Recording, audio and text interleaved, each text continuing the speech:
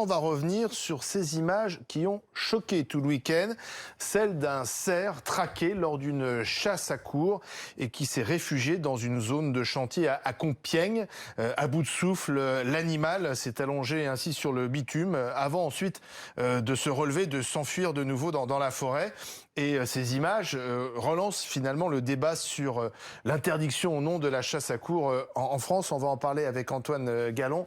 Bonsoir, vous êtes directeur de la communication de la société de vénerie. La vénerie, en fait la chasse à courre, c'est la vénerie, le vrai nom. Et puis face à vous, Stanislas Broniszewski, porte-parole du collectif Abolissons la vénerie aujourd'hui. Ces images, elles ont été partagées sur les réseaux sociaux, beaucoup commentées, beaucoup critiquées. C'est la démonstration pour vous qu'il faut dire stop à la chasse à courre ?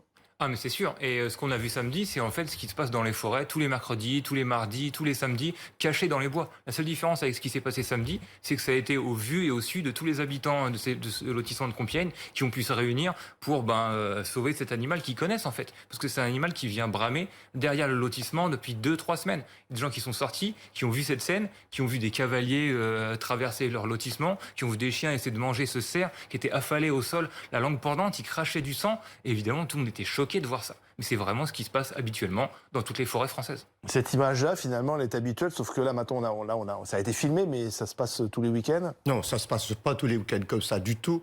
C'est plutôt représentatif de quelque chose de nouveau, qui est la proximité du monde urbain avec le monde forestier.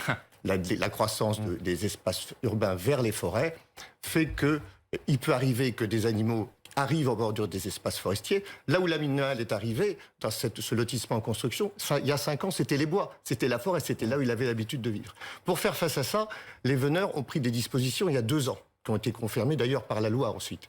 Ces dispositions consistent à dire que si au cours de la chasse, un animal arrive dans une zone urbanisée, la chasse est arrêtée. C'est ce qui s'est passé là, vous avez arrêté de chasser cet animal ? C'est ce qui s'est produit là. Les chiens sont repris. Alors, il faut parfois un petit peu de temps. Le gros des chiens avait été repris en forêt. Ceux qui restaient ont été repris ensuite dans ce lotissement. Et le cerf est gracié, ça veut dire qu'on ne le chassera plus de la journée.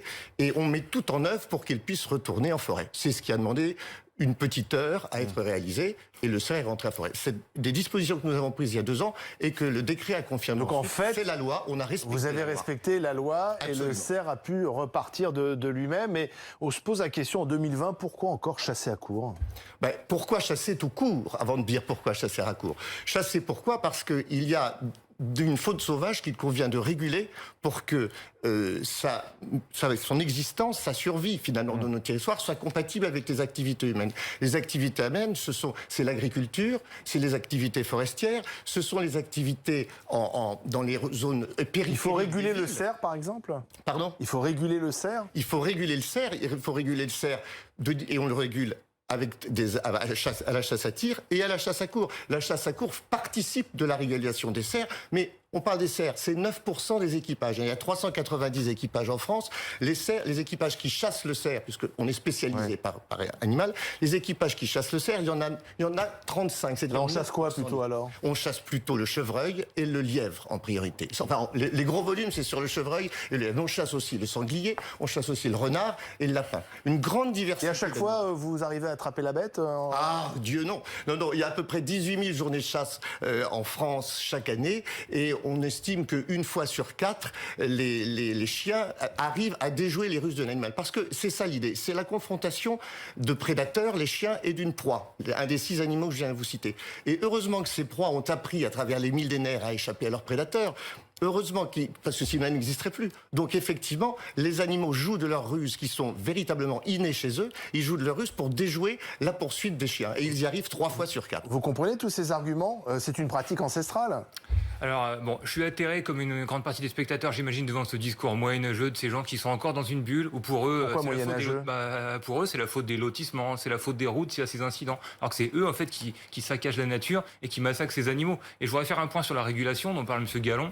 Les cerfs tués par la chasse à courre, ça représente moins d'1% des cerfs tués à la chasse. Oui, c'est exactement. On est 1%. Les veneurs, c'est 1% des chasseurs. Effectivement, ça correspond à peu près exactement à ce que nous représentons parmi les chasseurs. Qu'est-ce qui vous choque dans la chasse à courre ? Dans la chasse chasse à tir, c'est une chasse quantitative ou qui veut réguler, on pourrait débattre de ça. Mais la chasse à courre, c'est une chasse qualitative qui fait de la mort d'un seul animal. Vraiment, il s'empêche de tuer plusieurs animaux dans la même journée. Donc pour la régulation, on peut faire mieux. C'est une chasse qui fait de la mort et de la terreur d'un animal tout un spectacle pendant toute une journée avec des mondanités à la fin, avec la curée où il s'amuse avec son corps.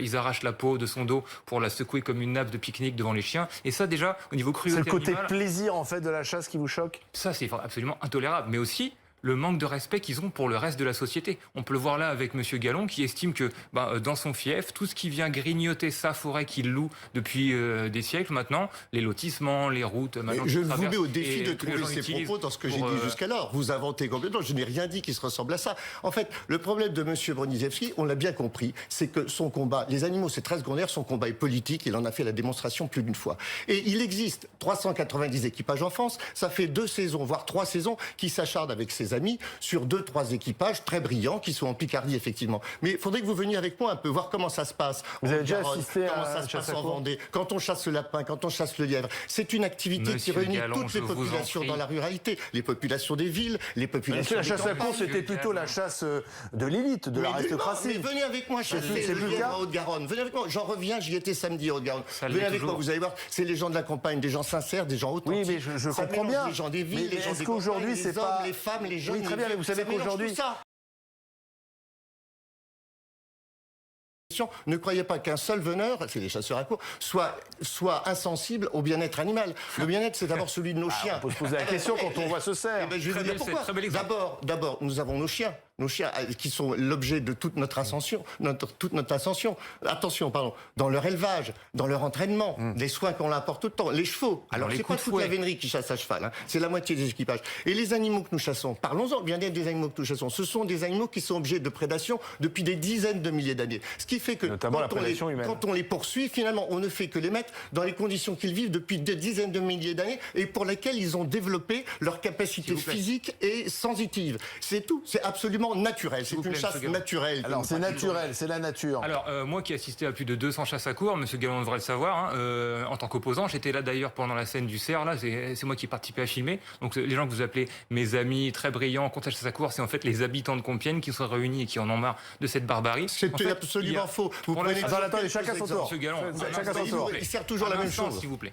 Bon, la chasse à courre la plus écologique, c'est des poids lourds qui suivent l'équipage toute la journée avec des chevaux dedans, des dizaines de 4x4, des vélos, des cavaliers par dizaines pour traquer un seul animal. C'est absolument inqualifiable. Ça n'a aucun sens. Il n'y a aucune régulation là-dedans. C'est simplement le plaisir barbare, médiéval de... Barbare, vous dites? Ah oui, absolument. C'est une traque barbare qui n'a plus lieu d'être aujourd'hui. C'est des mots, qu'est-ce que ça veut dire barbare? Ce Gallon n'a pas l'air d'être un barbare.